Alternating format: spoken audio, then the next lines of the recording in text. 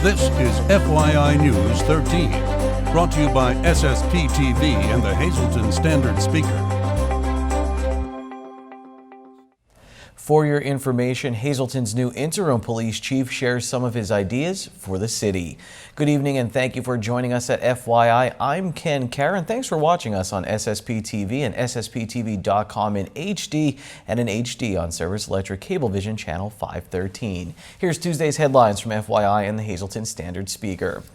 Hazleton police are looking for a masked man who pulled a gun inside a city store last night. Police responded to the 300 block of West Walnut Street just before 10 p.m. for a reported robbery at gunpoint at the Dollar General store in that area. A man wearing a black mask entered the store and demanded money. When the staff was unable to provide it, he fled. Anyone with information is asked to call Hazleton police or dial 911. A Hazleton man is facing indecent assault charges as the result of a lengthy and ongoing investigation. 24-year-old Zachary Nat was arrested by Hazleton police on multiple counts of indecent assault, corruption of minors, simple assault, and reckless endangerment. The victim is a minor child who was 11 years old at the time of the alleged crimes.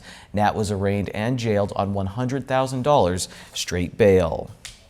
Hazleton's mayor-elect Jeff Cassat announced members of his team yesterday, among them the current director of police for Paterson, New Jersey, Jerry Spezial, who will serve as Hazleton's interim police chief. Our Lisa Sugar talked with Spezial after yesterday's announcement. I am the full-time director in the city of Paterson. I am committed to my residents in the city of Paterson, and because there is no budget here in the city of Hazleton, I will work on an hourly basis. I have been working as a consultant for the mayor for free for the last month. I will continue to do that through December into January for free.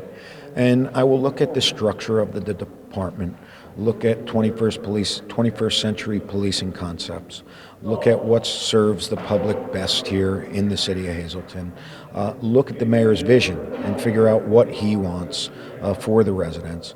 I am working hand in hand with Lieutenant Zaposki, who is the first lieutenant. The way I could put it best is, the most important thing in policing is knowing that there's somebody there 24 hours a day, 7 days a week. There is in Paterson and there is in Hazleton. And you have the lieutenant who's the first lieutenant. I have the utmost confidence in him. We've communicated. He has a lot of great ideas. He really wants to move things in the right direction. So, until there is a budget, until there is the ability to put a full-time permanent chief here, whether that be in the next couple months, whether that be from inside, whether that be a national search, we will be able to at least communicate, work together, be able to put a comprehensive plan together for the best public safety that we could provide to make a safer Hazleton.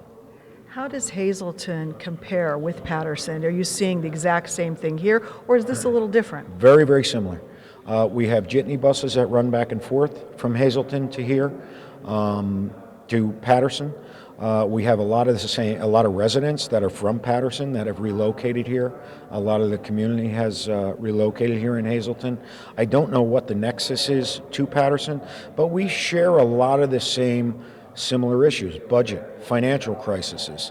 We lost 150 police officers to layoffs. We have a lot of the same problems. We had a lot of violent crime. We were able to reduce our homicides this year by 45%. We were able to reduce our non-fatal shootings by 20%. Our robberies are down 30%. A lot of that has been done by coming up with strategic initiatives and hotspot policing, done by looking at data, identifying the hotspots, and then policing them accordingly by looking at different shift schedules, manpower, resource allocation, things of that nature. One thing I can tell you is, in speaking to the lieutenant, technology is desperately needed here so that the police officers don't have to come back to the police station to do their work. They can stay out in the street. So we need technology. We definitely have situations where there's a lot of redundancy. There's reports that may not have to be done to bring police officers back into the station. The most important thing in 21st century policing, besides hotspot policing and identifying, where those problem areas The most important thing is the omnipresence of police in the street. When the public sees police in the street, that's how you can gauge how safe they feel in their homes and their neighborhoods.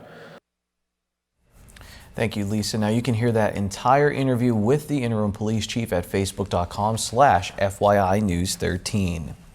An investigation is underway into a Saturday morning fire in Tamaqua. These are photos courtesy of TamaquaArea.com. The Pennsylvania State Police is investigating the fire, which broke out at an apartment building at 45 West Broad Street in an unoccupied third-floor apartment. The fire resulted in $40,000 in damage to the structure and contents.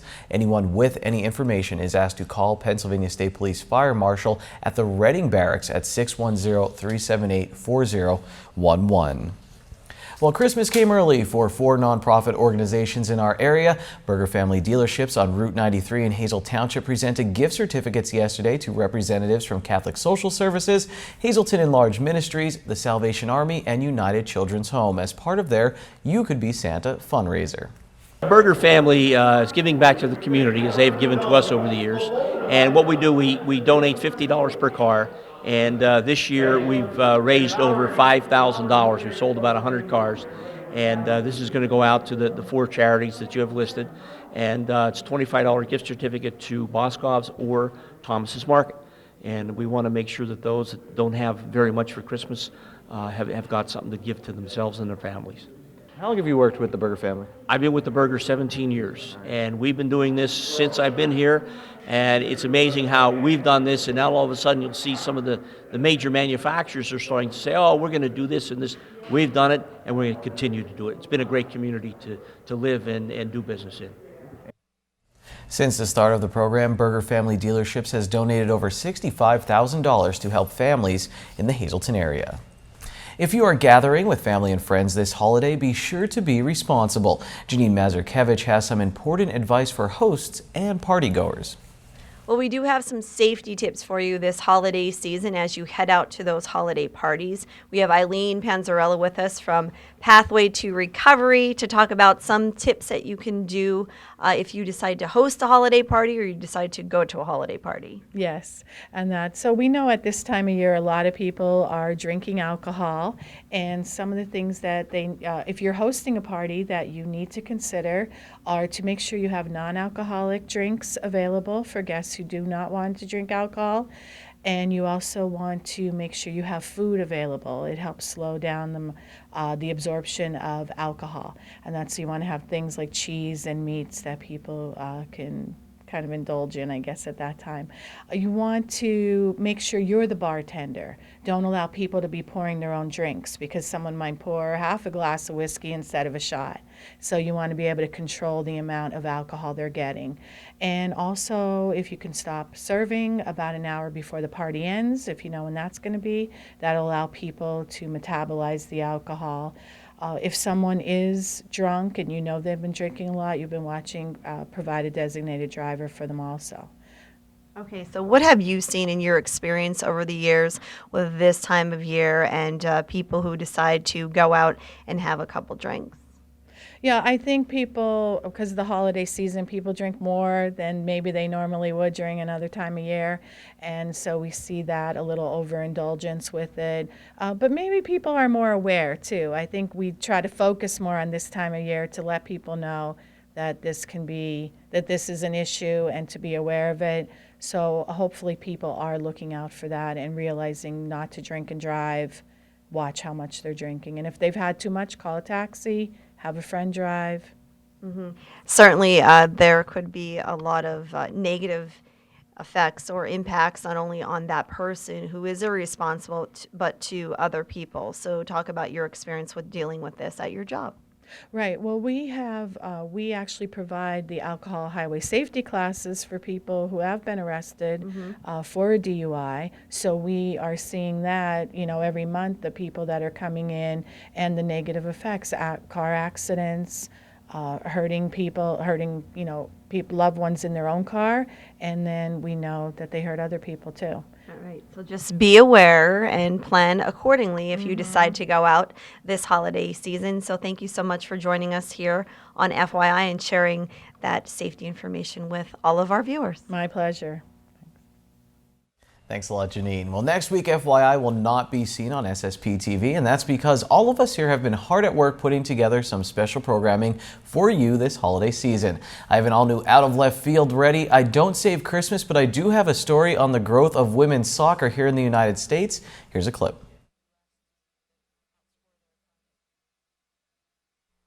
It's great. We're seeing a huge turning point with women's soccer. I think that, I was speaking this morning at Millville, and I think everybody expects the U.S. to outscore their opponents, 5-6-0. That just doesn't happen anymore, and that's a testament to how far the women's game has come. And you're seeing so many young girls playing soccer, and now they've got live role models to look up to. We're role models, and we're giving them hopes and dreams of one day putting on the U.S. uniform and playing for their country, playing in a World Cup, playing in an Olympics. So it's great. That was Carly Lloyd from the U.S. Women's National Team. This all-new Out of Left Field will debut on Tuesday, December 29th at 5 p.m. and we'll have more holiday programming previews throughout this week on FYI. Christmas is this Friday, and you still have time to get the perfect gift at the Laurel Mall. For holiday hours, go to laurelmall.com, their Facebook page, or you can call 570-454-2100. Plus, Santa Claus will be in Center Court through 3 p.m. on December 24th. And a reminder that the Laurel Mall will be closed Christmas Day and New Year's Day. Coming up next on FYI, an updated Christmas forecast from the National Weather Service, and later our John Eric Poli has a report on the reclassification of schools in the PIAA and why it caught some local athletic directors off guard.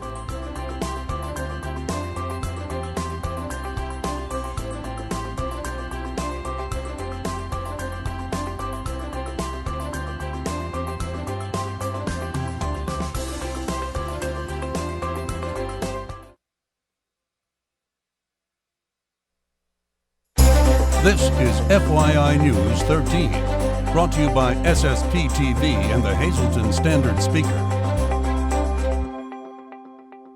If you're looking for last-minute gift ideas, how about some delicious goodies that benefit a great cause? Would someone on your gift list love some handmade Peruvian chocolates made by Jen Malaga and Choco Love? Choco Love will donate a portion of their Christmas sales to Brandon's Forever Home. For more information, you can call 570-579-6194, or you can call Brandon's Forever Home at 570-926-5117. Time now for FYI News 13 weather. Hope you're enjoying the first day of winter, and this is the only snow we will see over the Christmas holiday here in Hazleton. Santa may need to call old Rudolph off the bench if we see more fog like this as well. Here's our local forecast from the National Weather Service. Tonight, mostly cloudy. Our low will be 43 degrees with a west wind around 6 miles per hour.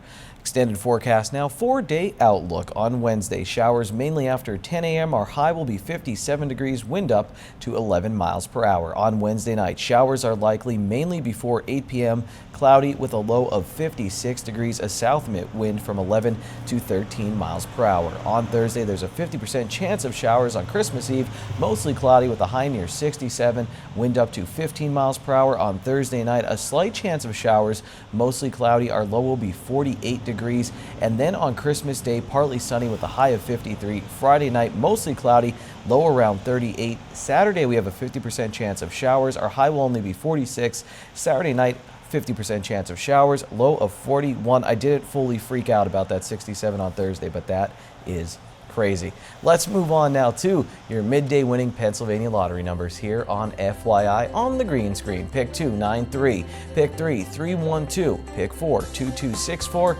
Pick 5, 3-6-7-7-1. When we come back, an interesting story about PIAA reclassification. Right now, though, it's Law Talk.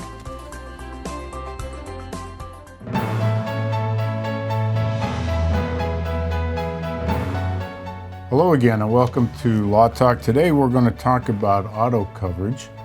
It's a topic that's on everybody's mind virtually all the time, and one of the things that I think you should know and very important to you is, when you get full coverage from your auto insurance agent, is it really good coverage? So we're going to talk about that a little bit. Alexis recently had an experience with a client who came in and asked about that, so we'll let her talk to you about full coverage versus good coverage.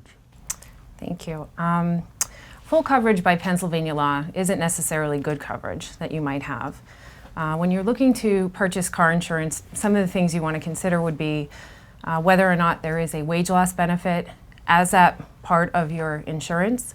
Pennsylvania law does not require you to have that. Something else to consider would be the medical coverage that you might have applicable. If you're involved in an accident, your insurance company will pay for any accident-related medical treatment that you receive. However, they'll pay only up to a point as to what your coverage has. For example, in Pennsylvania, the minimum coverage that you have is $5,000. And if you're significantly injured and you have no health insurance, then you're very limited as far as the type of treatment that you may have based on the fact that you have minimal medical coverage. But under Pennsylvania law, this would be considered full coverage. It's not necessarily good coverage. Something else you want to consider is uninsured or underinsurance coverage. That is also not mandated by Pennsylvania law. However, you want to consider purchasing that as part of your coverage because you have people who are driving that might not be insured. They might cause an accident. And if you have no uninsurance coverage, then you have no recourse. You have no type of action that you can take to get any type of recovery. Similar to that would be underinsurance. If you're hit by a driver and they're responsible for causing the accident, if they have minimal coverage, which in Pennsylvania it's only $15,000, you're entitled to recover that. But if your injuries and your claim is worth in excess of that $15,000, you're in a tough position because if you don't have underinsurance, there's no other type of recourse for you. There's no claim that you can make with your own insurance carrier. So you want to be mindful of that when selecting insurance coverage.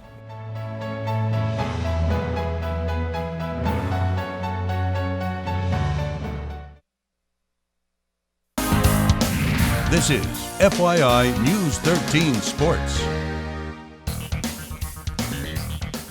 The Pennsylvania Interscholastic Athletic Association operates with a classification system. For example, this year in basketball, because of its enrollment statistics, Hazleton Area High School is a Quad A school and would play in the district and state playoffs against other schools in the same class. MMI Prep is a Single A school and wouldn't have to face a much larger team like Hazleton Area for a state championship. This helps make things equal and competitive for all the schools in the Commonwealth. Our John Eric Poli has a story on some changes to the system for next school year and what some local athletic directors think of these changes. Recently, the PIAA voted to change the landscape of high school sports in the Commonwealth. Several sports across the state will see an increase in classification starting in the 2016-2017 school year. The process of how this came about has some athletic directors in District 2 scratching their heads. And the vote was overwhelmingly in District 2 to go to 6 classifications in football. Football was the only sport that originally was being discussed, and that's really all that was voted on. The original vote and the only vote was to expand to football first. When they, like I said before, when they changed for basketball, baseball, and all the other sports, we were just as surprised as everybody else because the only initial vote was on football. The topic of expanding classes in sports other than just football came during a PIAA Board of Directors meeting in July. Then in October, the PIAA Board of Directors suspended protocol of a 3-reading process and voted to expand classifications in several sports by a vote of 23-7. In July, it was tabled so that each of the district chairmen could go back and speak to the respective schools in those districts and get their opinions on which way we should go, whether we should vote in the other class or the other sports, or whether we would just do football. Frank Majikis is the District 2 chairman and the PIAA Board of Directors vice president. As of the deadline for the story, we weren't able to conduct an interview with him about this topic. We did reach out to him several times, and Majikis is willing to do the interview, so we may have an update to the story. District 11 Chairman Robert Hartman did confirm that he did have meetings with the athletic directors in his district on the changes following the PIAA meeting in July. Hazleton Area is the biggest school in the Wyoming Valley Conference. MMI Prep is one of the smallest. And now the new changes leave a lot of questions unanswered for their athletic directors at both extremes. As a small school, there's not a lot of single-A schools in our area. We're the only one in the Wyoming Valley Conference, so there's a lot of question marks for us where we're going to go for district play, if it's going to be a sub-regional. So there's still a lot of questions that need to be answered. I'm certain that in football this is going to work. I'm not certain about the other ones because I wasn't given, nor was anybody given, enough material and data on this to see how this is going to line up, going to 4 classifications in field hockey, going to 6 in softball, baseball, basketball, etc. So I have a wait-and-see attitude, but I'm not as confident as I am about the football. Despite the confusion, MMI Athletic Director Jason Tribbett is still hoping this will be a positive change for high school sports in Pennsylvania. Overall, I think it is a good decision. I think it gets us back into, like I said, play with other states and what they've done with their classifications. So overall, I think it is a good move. And like I said, the time will tell to see how it plays out. For FYI Sports, I'm John Eric Pauli. Thanks a lot, John. Now, if you'll please turn your attention to the FYI Standard Speaker scoreboard. The Marion Phillies are 8-0 after a victory over Nativity in girls basketball. The Phillies D is staying strong. They haven't let an opponent score over 30 points yet this season. In other action, Monoy area survived against rival Shenandoah Valley, and North Schuylkill beat Lehighton. In boys basketball, MMI made a late comeback and picked up the win over Weatherly. This sportscast has come to an end, but there's more FYI after the social report. Happy Wing Night! It's Wing Night at Bottlenecks. Get $2 off your order of wings or all-you-can-eat wings and boneless wings for only $14.95. Bottlenecks wings are voted best wings in the area year after year. Good evening, everyone, and here's tonight's Talk of the Town report. First night, Holy Trinity Orthodox Church, 223 South Kennedy Drive in McAdoo, will be having Christmas Eve service Thursday, December 24th at 6:30 p.m., Christmas Day service at 9:30 a.m., and Saturday, December 26th at 9 a.m., followed by a free meal for Christmas. All are invited to attend. And finally, Nesquebec State Park will be holding a first day hike Friday, January 1st. Hike the lake area and the Nesquebec Trails with conservation volunteer John Jacoby for an easy 3-mile hike. Program is free, but registration is required by calling 570-474-5884. That's tonight's Talk of the Town. News 13 would like to send sincere condolences to the family and friends of these recently departed. Nicholas R. Holland of Freeland. Funeral is December 28th at 9:30 a.m. from the McHugh-Wilczek Funeral Home. Friends may call December 27th from 5 to 8 p.m. Leona Stetz of Hazelton. Mass is Wednesday at 10 a.m. at the Holy Rosary Church. Friends may call Wednesday at the church from 9 to 10 a.m. Arrangements are under the direction of the Frank J. Bonin Funeral Home. James B. Evans of Drums. Funeral is Wednesday at 10:30 a.m. from the Mayo Funeral Home in Berwick.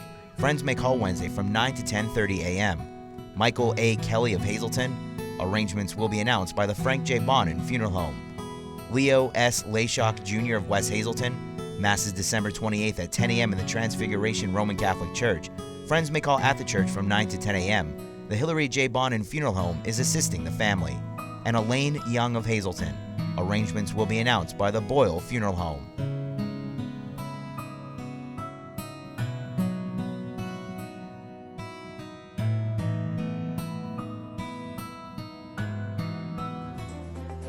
If you missed any of our coverage of the Hazelton Integration Project's December events with Joe Madden, don't worry, we're putting them all on our Facebook page. Also keep an eye out for breaking news. That's where you'll find it. Take it easy, everyone.